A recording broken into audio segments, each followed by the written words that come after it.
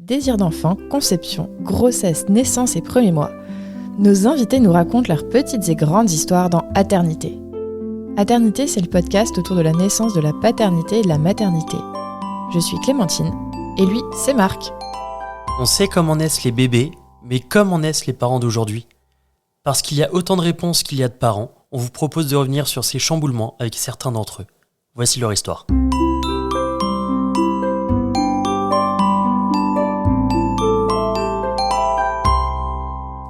Donc précédemment, dans Aternité, on vous a raconté l'accouchement, donc comment j'ai pris très très cher et comment j'ai quand même réussi à accoucher grâce au gaz hilarant.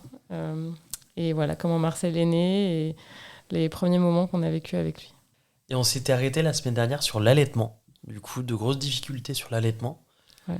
Tu veux nous en dire plus ? Ouais, j'ai eu très très mal. Et malgré le fait qu'on avait du coup pris une espèce de suivi avec une conseillère en allaitement qu'on voyait tous les 2 jours en visio et qui nous refaisait faire l'ouverture de la bouche, etc. Enfin, j'avais toujours aussi mal, mais mal au point que j'avais envie d'en pleurer. C'était horrible. Donc j'avais ces fameuses seringues de colostrum que j'avais collectées pendant ma grossesse, qui faisait que du coup j'avais au moins ce truc pour lui donner. Donc on lui donnait, je me rappelle, c'est toi qui lui donnais d'ailleurs, on lui donnait à la seringue, donc en plus il y avait tout ce truc qu'il fallait pas lui donner, de toute façon le colostrum ça se donne pas au biberon, mais bon, il fallait surtout pas lui donner de biberon pour pas qu'il fasse la confusion avec le sein et tout. Bon, moi j'en pense certaines choses de ça, mais en gros, du coup, on lui donnait à la seringue. Et donc, Manu, toi, tu prenais le petit doigt et tu... En fait, il faut mettre le petit doigt dans la bouche de l'enfant et la seringue sur le côté du petit doigt. D'accord. Voilà, okay. pour qu'il Comme ça, le petit doigt simule un téton, en fait. Donc on lui donnait et comme ça. Et du coup, l'enfant tête le petit doigt. Ouais. Et du coup, c'était ultra galère parce que ça durait des heures et des heures. Enfin, et en plus de ça, maintenant que je suis quand même plutôt calée sur l'allaitement, je sais que le problème, c'est que pendant tout ce temps où toi, tu donnes du colostrum à la seringue, c'est comme si tu donnes un biberon de lait artificiel, t'es pas stimulé, donc en plus c'est pas très bon pour ta lactation, quoi. D'accord. Okay. Donc ça se passait pas bien et vraiment au bout d'un moment ça se passait tellement mal que la conseillère en allaitement m'a dit est-ce que t'as un tire-lait ? Ouais. Et j'avais une pote qui m'avait filé un vieux tire-lait, donc j'étais là j'ai un tire-lait. Elle m'a même pas demandé quelle marque c'était, rien. Ça veut dire que c'était en mode t'as qu'à prendre ton tire-lait, t'as qu'à tirer ton lait. Du coup j'ai commencé comme ça. Donc c'était ça sa solution pour l'allaitement, c'était basculer sur le tire-lait. C'était basculer sur le tire-lait. En gros, c'est toujours la même chose. Ils te disent de passer sur le tire-lait quand ça se passe mal pour entretenir ta lactation, pour pas qu'en gros tu perdes ton lait, le temps qu'on trouve comment régler le problème. Okay. Donc du coup, elle te dit, à la place de ça, tu tires ton lait, tu donnes à la seringue. Bon, la seringue, ça va 5 minutes, on est passé au biberon assez rapidement parce que donner un biberon de 90 ml à la seringue, faut quand même être motivé. Ça va les tout premiers jours quand ça se compte en 2-3 seringues par repas. Okay. Quand t'arrives à 50 seringues pour faire un repas, c'est long. C'est long. C'est relou. Du coup, j'ai commencé à tirer mon lait avec ce vieux truc que m'avait passé une copine. Il n'y avait qu'une seule tétrelle, donc tu pouvais faire qu'un sein à la fois. J'avais aucune idée de ce que je faisais, franchement. Juste, je commençais à trouver ça cool parce que je voyais mon lait qui sortait. Je me disais, bon, au moins j'ai du lait, quoi, c'est cool. Mais bon, c'est un peu parti comme ça. Et puis en fait, petit à petit, elle me disait, remets le bébé au sein. Et en fait, moi, j'avais toujours aussi mal. Et mal, mais enfin... Et vraiment, personne ne comprenait. Elle me disait, je sais pas pourquoi t'as mal, je vois rien, il n'y a rien qui me saute aux yeux, etc. Mais elle était toujours en visio, tu l'as jamais vue en vrai ? Non, parce qu'elle n'habitait pas du tout vers chez moi et tout. Ouais, je sais pas. Peut-être. En fait, le problème aussi, c'est qu'on était en plein mois de décembre. Décembre, janvier. Et en plus, en Espagne, décembre, janvier, tu vois, il y a la fête des rois mages. C'est encore plus important que Noël. Donc, c'est vraiment la période où, c'est difficile de trouver quelqu'un aussi parce que t'es clairement sur une période de fête de fin d'année où les gens sont pas aussi disponibles, tu vois. Ce que je peux comprendre, mais bon, la réalité, c'est qu'il y a quand même des enfants qui naissent au moment de Noël, quoi. Donc, du coup, voilà. En gros, ça s'est un peu mal passé. Et moi, je pense qu'il y a un moment où vraiment on avait envie de baisser les bras quand on la voyait en visio. C'était dur, quoi. Enfin, on en avait vraiment marre. Et à la fois, ça nous redonnait un coup de boost et en même temps, on se disait, mais est-ce qu'on va vraiment s'infliger tout ça ? C'est beaucoup de douleur et beaucoup d'énergie dépensée. Ça menait nulle pour part. peu de résultats, ouais. Moi, j'ai un peu des souvenirs durs de cette période où, tu vois, la nuit, je me rappelle, me réveiller et en plus avoir l'impression, je sais pas, d'être seule face au monde entier avec ce problème et que personne pouvait m'aider et tout. Enfin, j'étais complètement j'avais plus de contrôle et j'aimais pas ça. Et en fait, du coup, quand j'ai commencé à tirer mon lait, je me suis dit, mais en fait, là, j'ai du contrôle parce qu'au moins, je sais qu'il se passe quelque chose, je lui donne des biberons, je sais qu'on y prend, etc. Enfin, ça commençait un peu à me plaire. Surtout que pendant toute cette période-là aussi, tu as aussi cette désagréable impression de ne pas profiter de tes premiers jours et de ne pas les découvrir de manière normale parce que tu subis tellement de problèmes et de douleurs externes qui ne se soignent pas que en fait, tu n'es même pas concentré sur le bébé, quoi. Ouais, genre, vraiment, je me dis que si j'avais pas allaité, ça aurait été beaucoup plus facile pour moi de profiter. Mon postpartum, il aurait été doux, quoi, parce qu'au final, c'était pas si difficile que ça. Bon, le manque de sommeil, mais bon, tu es préparé. Enfin, tout ça, c'est... Moi, vraiment, l'allaitement, ça a été mon problème. Genre, ça a pris tout mon premier mois, c'était horrible. Tant que j'avais pas encore complètement baissé les bras sur le sujet de l'allaitement au sein, c'était dur, quoi. Du coup... Elle a trouvé ce qui allait pas. Elle, non. Ouais. Moi, j'ai fini par trouver. Ouais. Mais j'ai fini par trouver parce que, en fait, le problème, c'est que ça s'est un peu continué. J'avais toujours un petit peu mal avec le tire-lait, même si beaucoup moins. Et en fait, petit à petit, les semaines passaient, j'avais de plus en plus mal. Et en fait, j'avais une candidose mammaire. Et du coup, c'est un champignon. Ouais, t'as eu une candidose aussi. Ouais. T'as eu mal ou il y a des gens qui ont pas mal mais... J'ai eu mal pendant 3 mois pendant mon allaitement. Et...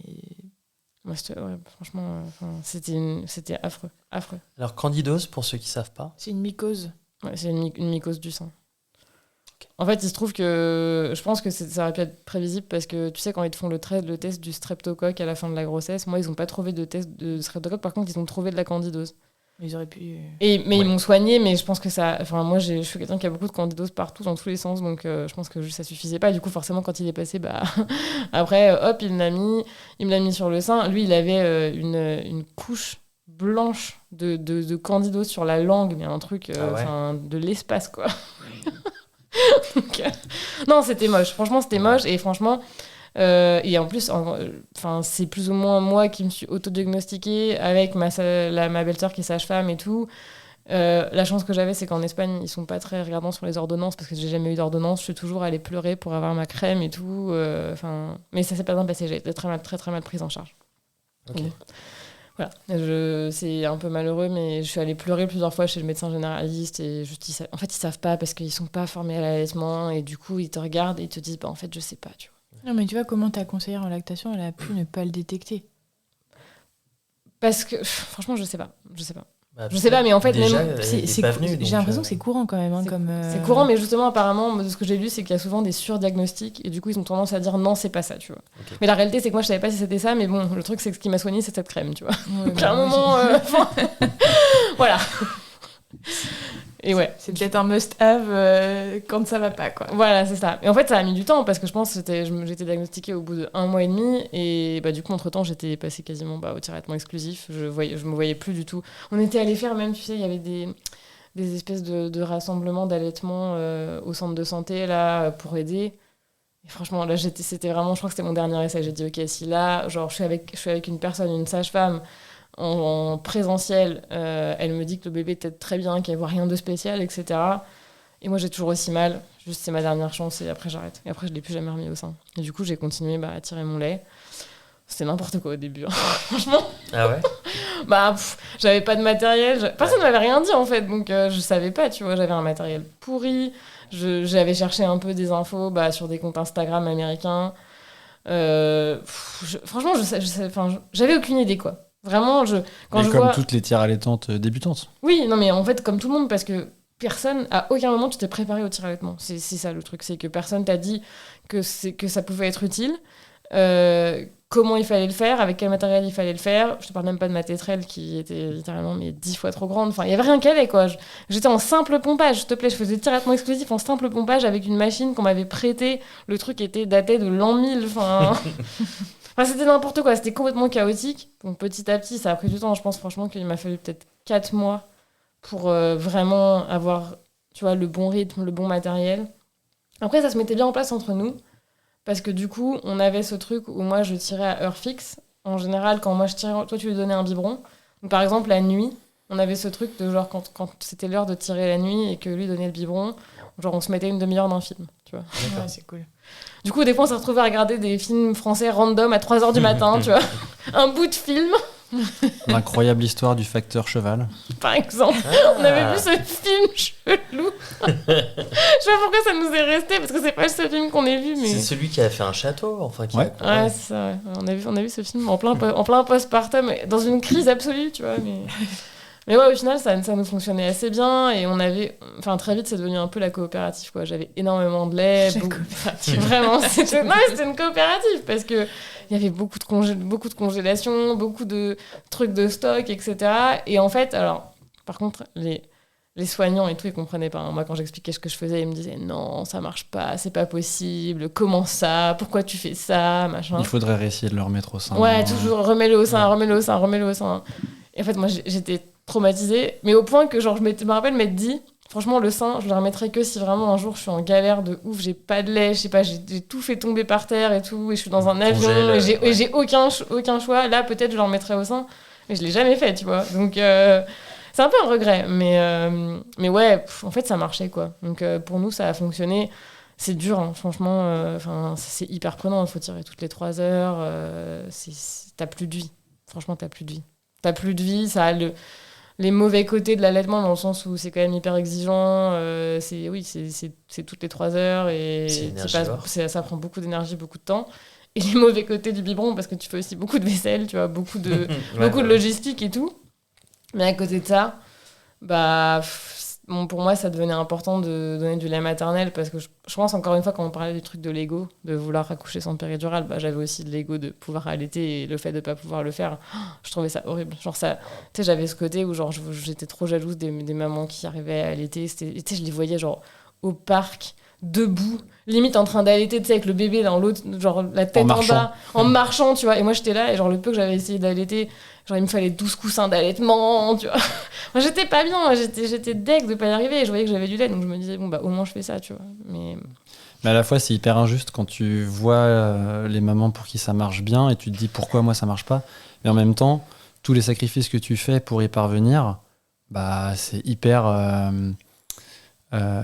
satisfaisant aussi. Parce que tu te dis que tu bosses 10 fois plus et que au final, tu as le même résultat, quoi. Donc, super satisfaisant, quoi. Non, c'est satisfaisant, mais franchement, c'est difficile. Enfin, c'est pas, tu vois, aujourd'hui, dans le cadre de mon métier, quand j'ai des gens qui viennent me voir quand elles sont enceintes et qui viennent me dire je veux faire ça, franchement, je leur dis réfléchissez bien parce que en général, c'est pas un truc que tu choisis, c'est un truc que tu subis. Il y a plein de gens qui te subissent et qui, au final, ok, elles décident de le faire et ça marche, tu vois. Et ça marche parce qu'elles ont beaucoup de volonté et qu'elles ont eu un obstacle et qu'elles l'ont fait quand même. Mais choisir ça. Après, avec Marc, justement, quand avant la naissance, on voulait faire genre allaitement la journée et tire-lait la nuit. En général, les gens font l'inverse. Oui, non, mais plutôt allaitement la nuit. En gros, je tirais une fois en plus la journée et ils pouvaient donner la nuit pendant que je dormais. Tu vois, ça c'est pas bon pour ton. Mais non, mais maintenant je le sais. Mais ça, je le savais pas du tout. Tu vois, je me disais, du coup, t'as un peu plus. Moi, c'est un truc. Parfois, les gens ils me voient et me disent, oui, comme ça, moi, je dors la nuit. Ouais, mais le problème, c'est que t'es obligé de stimuler la nuit, donc tu peux pas en fait. Mais dans l'idée, oui, c'est sûr que c'est une bonne idée. Tu te dis, je vais juste tirer une fois de plus et comme ça, je vais dormir. En fait, ça marche pas comme ça. Ouais. Surtout que, on va pas rentrer dans le détail, mais c'est vrai qu'en plus, selon l'heure de la journée, c'est pas la même quantité. Enfin, il y a rien qui. Il y avait rien qui allait dans cette. Non, mais je comprends l'idée, mais c'est juste que c'est extrêmement complexe le tir-allaitement parce que ça demande franchement une connaissance de la physiologie du truc pour que. En fait, faut que tu imites un bébé alors que t'as pas de bébé. Ton bébé, il fait des choses de façon intuitive et naturelle, et toi, il faut que tu reproduises ça, mais sans que ce soit pas du tout intuitif, parce que c'est avec une machine, et que du coup, ça vient pas tout seul, quoi. Donc, c'est difficile, hein, franchement. Et comment vous avez trouvé vos places respectives, votre équilibre à deux ? Moi, je tirais mon lait, donc je faisais à peu près que ça. Hein. Toutes les 3 heures, une demi-heure toutes les 3 heures, je ne faisais que ça. C'était ta contribution. C'est ça. Alors moi, pendant le premier mois, je pense que j'ai fait... tu devais aussi le penser, mais... assez fréquemment, quand on avait les rendez-vous avec la conseillère, on se disait franchement, ça fonctionne pas, c'est trop dur. On a aussi la possibilité d'arrêter, mais malgré tout, on continuait. Et petit à petit, comme le tir-allaitement se mettait en place, de semaine en semaine, avec des nouvelles techniques, du nouveau matériel et une production qui s'améliore, ça donnait aussi, je pense, de la confiance. Et le rythme est venu plus ou moins... naturellement, je dirais. Selon les semaines, tu avais tes horaires de tirage qui diminuaient progressivement de mois en mois, Mais chaque tirage signifiait après de la vaisselle, des opérations de congélation, de la gestion du stock, etc. Et ça s'est fait... alors, il faut être très organisé, mais ça s'est fait, je l'ai ressenti de manière assez naturelle, quoi. Ouais, après, on est quand même un couple qui est extrêmement fusionnel. Enfin, on passe toute notre vie ensemble. Déjà, on télétravaille tous les deux à la maison, donc on est tout le temps ensemble. Dans un pays étranger. Ouais, non, mais c'est sûr. Plus maintenant c'est Ouais. non. Plus maintenant. C'est vrai.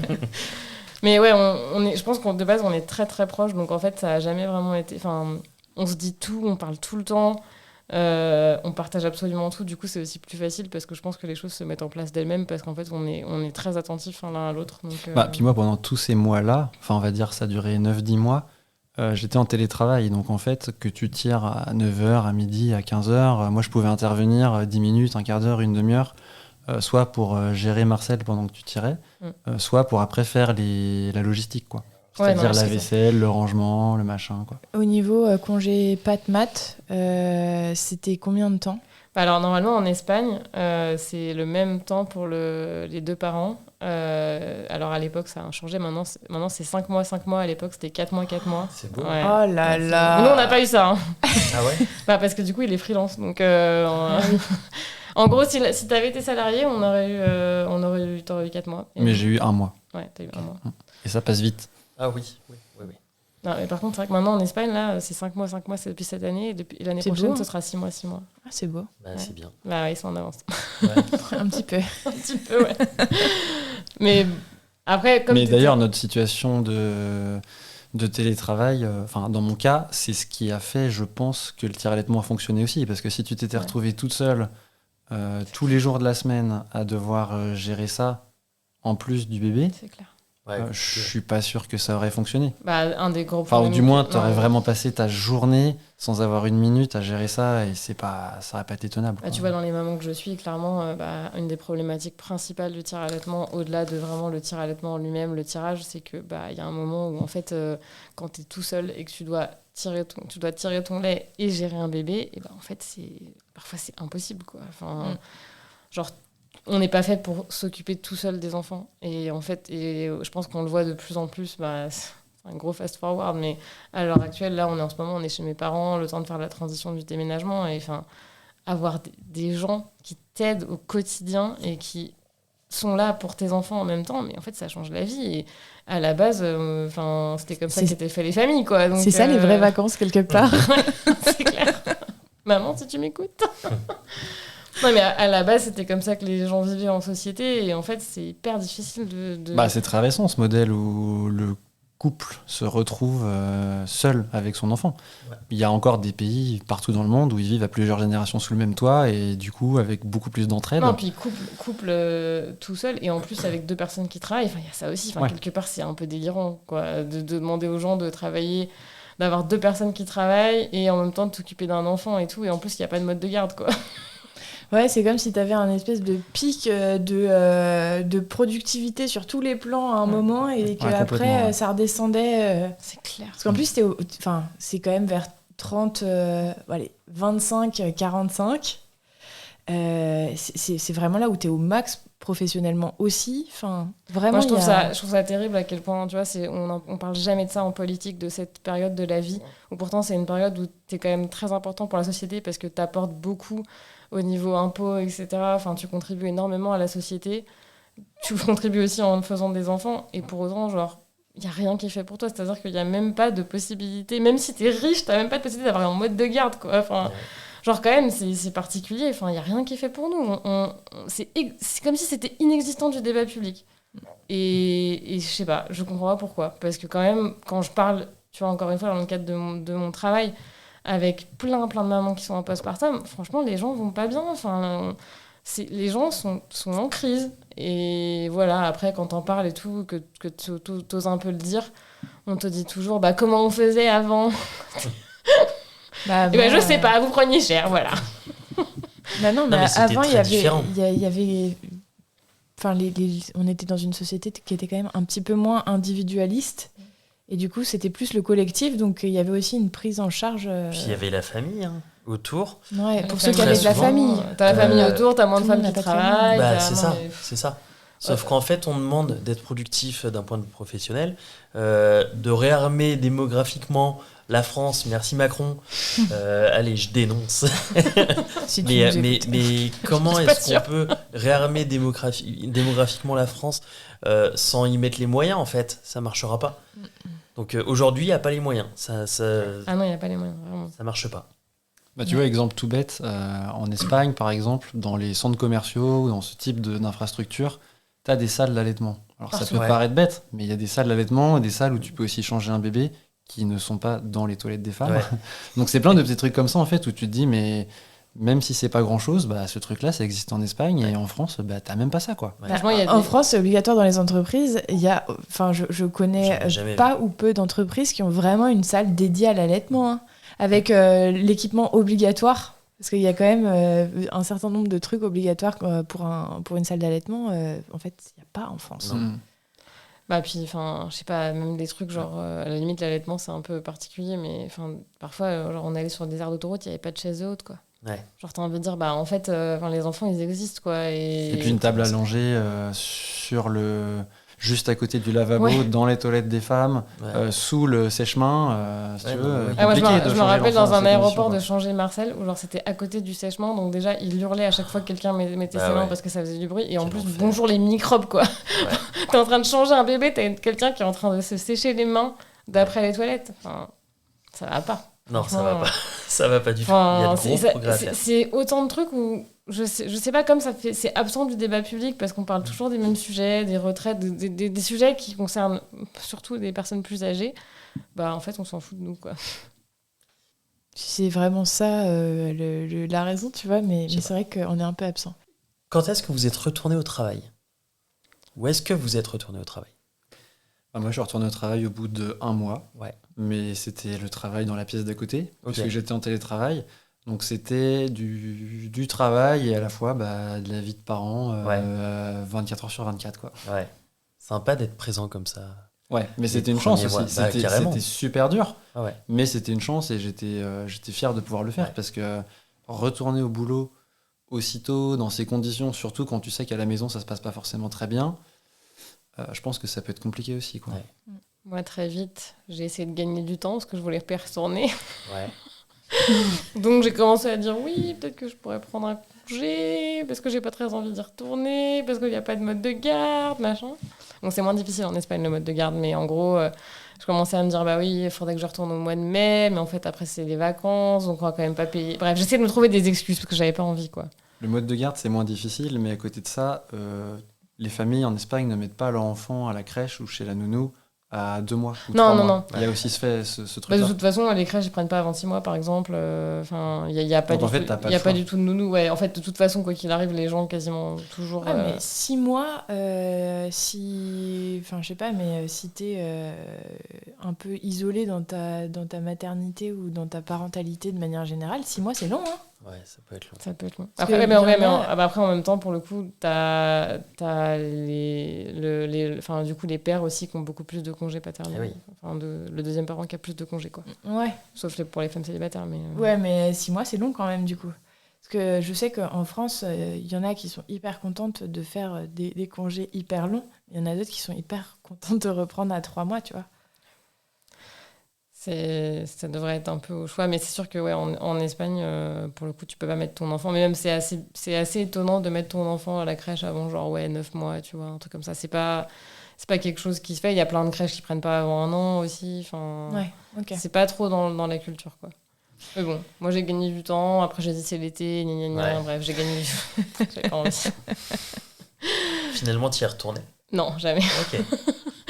Finalement, j'ai commencé j'ai dit que je prenais un congé. Donc en Espagne, pour le coup, c'est même pas les 400 euros du congé parental français, c'est 0 €. Mais bon, c'était juste un congé qui permettait de garder ma place au cas où je voulais y retourner. Et puis je sais pas trop à quel moment ça s'est manifesté, mais à un moment je me suis dit, mais en fait tout ce que je sais là à l'heure actuelle sur le tir-allaitement, il y a besoin. En fait, je pense que c'est au moment où j'ai des amis à moi qui avaient accouché au même moment à peu près, qui allaient reprendre le travail et qui du coup avaient besoin de tirer leur lait pour la première fois, et genre je me rendais compte qu'ils connaissaient vraiment rien au sujet et qu'en fait il fallait recommencer de zéro, ce que moi j'avais appris 4 mois avant, quoi. Ouais. Et là, je me suis dit, bah ouais, en fait, il y a besoin de... Il y a un truc à faire. Il y a besoin de parler de ça. Il y a besoin de ce que moi, j'ai découvert sur le tir-allaitement via des comptes américains, etc. Il y a besoin de le diffuser en français parce qu'il y a vraiment des énormes lacunes sur le sujet. Du coup, c'est un peu... l'idée de base de Madame Tirlet, elle est partie de là. D'un besoin de Puis diffuser. le sujet te passionnait.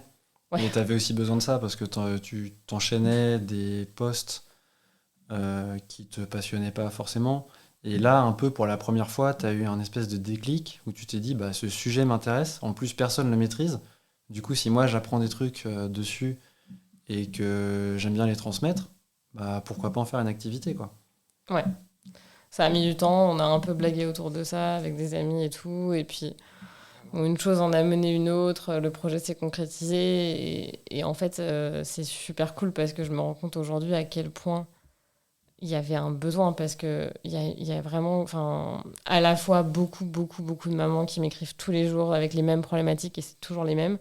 Et il y a aussi beaucoup de professionnels de santé qui m'écrivent parce qu'en fait, elles se rendent compte à quel point elles-mêmes ne faisaient pas bien. Tu vois, par exemple, il y a beaucoup d'infirmières en néonat, donc qui accompagnent des mamans qui ont des enfants prématurés, qui du coup doivent tirer leur lait exclusivement dès la naissance. Et en fait, elles disent, mais moi-même, je me rendais pas compte qu'on envoyait les femmes dans le mur parce qu'on leur donnait pas le bon matériel, parce qu'on leur donnait pas les bonnes infos.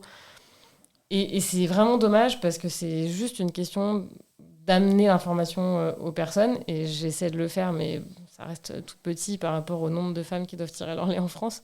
Mais la réalité, c'est qu'en fait, ça n'a pas besoin d'être quelque chose d'aussi horrible que la réputation que ça en a. C'est-à-dire que vraiment, quand tu parles aux gens, ils te disent « mais tirer son lait, c'est horrible, tu n'as rien du tout, ça fait mal ». En fait, c'est pas vrai, c'est juste que la raison pour laquelle ça fait mal, pour laquelle tu n'as rien à la fin et tout, c'est juste que tu n'as pas les bonnes informations, tu n'utilises pas le bon matériel. C'est pas adapté. C'est juste que c'est pas, tu sais pas le faire, et en vrai, c'est pas juste tu branches un truc et t'appuies sur un bouton. Non. C'est complexe. Ça demande une très bonne connaissance de ton corps et une bonne connaissance du matériel. Et franchement, quand tu sais le faire, il y a très très très peu de femmes qui peuvent pas tirer beaucoup de lait. C'est juste, faut le faire correctement. Ok. Donc voilà. Moi, je prends souvent la métaphore du vélo. Le tire-lait, c'est un peu comme un vélo parce que, en gros, si ton grand-père te ressort un peu son vieux vélo et que tu vois pas ses défauts apparents, tu vas monter dessus et tu vas très vite te rendre compte qu'en fait, t'es pas à l'aise, ça avance pas et tout. Bah oui, parce qu'en fait, les pneus sont crevés, la chaîne est pas huilée et la selle te fait mal aux fesses, quoi. Ouais. Et ben en fait, le tire-lait, ça fonctionne un peu pareil, quoi. Si tu optimises pas son utilisation, en fait, tu peux rien en attendre, quoi. Donc tu t'es réorienté. Ouais. Du coup, tu as créé ton entreprise. Du coup, j'ai créé mon entreprise. L'idée, c'était à la base de voir les femmes en consultation individuelle pour leurs problématiques individuelles. Mais en fait, très très vite, j'ai eu tellement de demandes parce qu'il y a vraiment personne qui fait ça, en fait. Et il n'y a personne qui est formé sur le sujet. Que j'ai un peu eu un problème je ne pouvais pas me démultiplier, quoi. Donc là, du coup, maintenant, je me suis motivée à m'enregistrer. En fait, avant, je faisais des ateliers aussi, un peu plus en groupe, mais c'est pareil. J'étais limitée par le nombre de personnes parce que c'était en live, je voulais que les gens puissent poser des questions, etc. Et en fait, vraiment, j'étais bookée, mais des fois 4 semaines en avance. C'était vraiment compliqué donc, à gérer. Du coup, je me suis dit, OK, je vais m'arrêter un mois, je vais là tout mettre sur le papier de ce que j'ai envie de dire, je vais m'enregistrer, etc.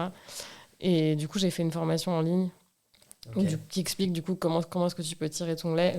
Il y a 4 points. Il y a comment est-ce que tu peux tirer plus de lait, quand est-ce que tu dois tirer en fonction de est-ce que tu vas reprendre le travail, est-ce que c'est pour du traitement exclusif, est-ce que c'est pour t'absenter, etc. Comment faire pour s'organiser, pour tenir le plus longtemps possible, pour que ce soit le moins chiant possible de tirer son lait. Et aussi, un cas qui est un peu à part, mais qui est souvent lié à l'utilisation du tire-lait, c'est comment faire pour booster sa lactation, parce qu'il y a aussi beaucoup de femmes qui se retrouvent à tirer leur lait, non pas dans une perspective de reprise de travail, etc., mais simplement parce que ça marche pas très bien, elles n'ont pas assez de lait pour leur bébé, et du coup, elles ont besoin d'un petit coup de boost, et le coup de boost, en général, c'est le tire-lait, si tant est qu'on arrive à l'utiliser correctement. Ok. Ça a l'air complet. Mais c'est hyper bien. Il y a beaucoup de choses sur le tire-allaitement. En vrai, c'est utile. Franchement, besoin. Franchement, c'est utile et je pense que ça peut être utile même de s'y intéresser dès la grossesse parce que quelque chose quand même que je vois souvent, c'est que en fait, dès que on a un bébé pour qui ça marche pas hyper bien dès le début, et c'est quand même souvent le cas, les soignants ont quand même vraiment tendance en France à pousser énormément à donner du lait artificiel dès les premiers jours pour que le bébé puisse reprendre du poids et le faire sortir. Ce qui n'est pas un problème en tant que tel, mais le problème c'est que dès qu'on introduit un biberon de lait artificiel et qu'on ne tire pas son lait en parallèle, en fait tout de suite on rend la lactation compliquée après. Donc si c'est important pour la personne d'allaiter, ça doit à un moment être une compétence qu'elle a parce qu'on doit pouvoir se substituer à un bébé le temps de stimuler sa lactation quand il faut. Et c'est vraiment pas quand tu viens d'accoucher, etc., que tu dois te poser la question de comment ça marche un tire-lait, parce que tu peux pas être dans les bonnes dispositions. Du coup, pour moi, c'est un truc qui... Pour une personne qui souhaite allaiter, c'est un truc qu'il faut apprendre quand même. Ok, ça marche. Merci beaucoup. Et comment il va, Marcel ? Il va super bien. Ouais. Il a quel âge, là ? Un peu plus de 18 mois. Ok. Ouais, il est très... C'est une terreur. Ouais. Il est en plein dans l'âge où, en fait, c'est comme s'il venait d'ouvrir les yeux et qu'il prenait conscience de tout ce qu'il y avait autour de lui. Et du coup, tout objet est bon à tester, quoi. Donc, il va super bien, mais il est super fatigant. Ouais. Il demande de l'énergie. Ouais. Mais tant mieux. Heureusement que ça dort quand même beaucoup dans la journée. Nous, il dort pas beaucoup. Attends. Ah oui, c'est vrai. Il dort Aujourd'hui, il a fait une sieste de 2h30, mais hier, c'était 40 minutes. Ah ouais, ça pique 40 minutes. Ouais, ça pique. Hein. Parce que t'as même pas le temps de manger, quoi, tu vois. J'avoue. Ouais. Non, il est très, très, très mignon. C'est un âge que je trouve hyper cool. Ouais. Franchement, il y a vraiment des hauts et des bas, je trouve, dans cette première année et demie. Il y a des moments qui sont hyper chouettes et des moments qui sont vraiment très durs. C'est une succession de moments très différents et je trouve que ce qui est difficile aussi, c'est de se projeter sur la suite parce que tu as toujours tendance à, quand tu imagines comment ça sera dans 6 mois, tu vois ton enfant comme il est maintenant, alors que 6 mois plus tard, l'enfant il a tellement changé que c'est pas du tout les mêmes problématiques. Et ça, c'est difficile, je trouve, de se projeter parce qu'on a vraiment tendance à peut-être ne pas anticiper les problématiques qui viendront après, tu vois. Du coup, moi, par exemple, je sais pas ce que c'est d'avoir un enfant qui a 2 ans et demi, j'arrive pas à imaginer quelles sont les problématiques, tu vois. Ce sera peut-être même pas les mêmes que les nôtres. Là, c'est lui demander d'aller dans la douche pour retirer le sable. Et d'avoir une crise parce qu'il veut pas. Voilà. Là, c'est une autre problématique du jour. C'est ça. Je comprends. Et là, du coup, c'est un peu difficile parce que toujours dans cette même perspective de faire un peu de faire les choses dans l'ordre et tout ça et d'avoir la raison un peu qui revient. On se pose la question d'avoir un deuxième enfant, mais franchement, on est un peu du genre à repousser. On sait que là, ça serait un peu le moment, tu vois, dans les prochains mois, mais en fait, je sais pas si on est prêt à repasser par tout ça pour l'instant, quoi. On l'était pas du tout. Et je me dis que si je me repose la question, en tout cas, c'est que peut-être que les choses se font leur chemin. Mais c'est vrai que par contre, me dire que je me retape une grossesse avec 9 mois de vomi, qu'on se retape potentiellement un allaitement difficile et tout... Ils peuvent pas te mettre dans le coma, tu sais, pendant 9 mois. Ah, mais moi, j'en rêve, hein, franchement. Tu sais que, pour te dire, à un moment, je sais pas pourquoi, mais j'ai eu cette idée que j'avais fait un déni de grossesse. Et en fait... limite, je trouvais ça horrible, mais en même temps, je me disais, mais imagine, du coup, là, j'ai déjà fait 7 mois de grossesse et je m'en suis pas rendu compte, c'est peut-être pas si mal, tu vois. J'avais ce truc de me dire, au moins, je passe pas par tout ce que ça implique une grossesse, tu vois. Donc déjà, la grossesse, c'est un truc qui me fait un peu peur, et puis évidemment, alors toi, je pense que c'est pas tant la grossesse que les premiers mois, mais ça nous fait peur. Honnêtement, ça nous fait peur. Ouais, et en même temps, on sait que plus on attend, plus après on aura perdu la main entre guillemets sur les enfants en bas âge, quoi. Ouais. Et je pense que ça peut être compliqué de s'y remettre aussi quand le premier enfant a déjà 5 ans, 6 ans. On s'habitue au sommeil. Bah oui. Bon, après nous on n'a pas vraiment... Après nous on l'a jamais vraiment retrouvé. Chaque fois les pieds dedans, Clem. Il ne dorme pas. Bah oui, mais il dort pas pour l'instant, mais ça se trouve dans 6 mois il va redormir et... Moi c'est pas tant le sommeil que le rythme. C'est-à-dire que ça ne s'arrête jamais. C'est-à-dire qu'en fait, c'est comme un travail, mais sauf que t'as pas de week-end, t'as pas de nuit, t'as pas de jour férié. C'est tout le temps, en fait. T'es pas payé. T'es pas payé en plus. Mais c'est comme un travail, mais avec 0 moment off. Et ça, je trouve que c'est pire que le sommeil, parce que du coup, t'as pas ces moments où vraiment t'as envie de dire non, mais en fait, là, je suis débranchée, tu vois.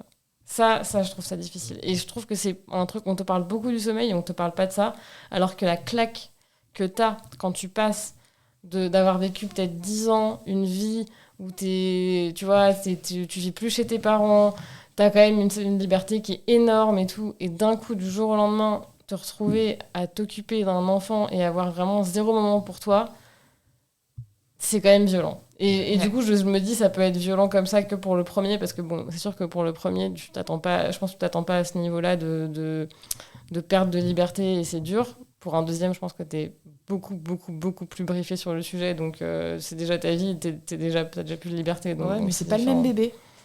C'est pas le même bébé. Mais bon, après, au moins, tu sais quand même à quoi t'attendre sur le niveau d'implication que ça va te demander, tu vois. Ouais. Eh ben, trop bien. Merci beaucoup. Merci à vous. C'est un super moment. Merci. C'était très sympa. Merci à vous de nous avoir invités. C'est incroyable qu'on se soit retrouvés à Saint-Michel chef. Fallait quand même dire où on était. Hein.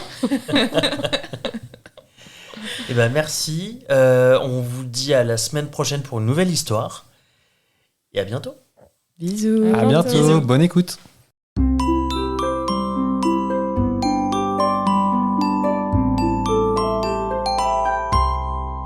Merci de nous avoir écoutés. On espère que cet épisode vous a plu. C'est grâce à vos retours et à votre soutien qu'on continue à produire des épisodes. Pour nous aider, abonnez-vous, mettez un maximum d'étoiles et des commentaires dans les plateformes d'écoute qui le permettent. Vous pouvez aussi en parler à votre entourage et nous suivre sur les réseaux sociaux. Les liens sont disponibles en bas de la description. Si l'aventure vous tente et que vous avez envie de raconter votre histoire, contactez-nous via le site aternité.com. Sans accent, évidemment. Bisous!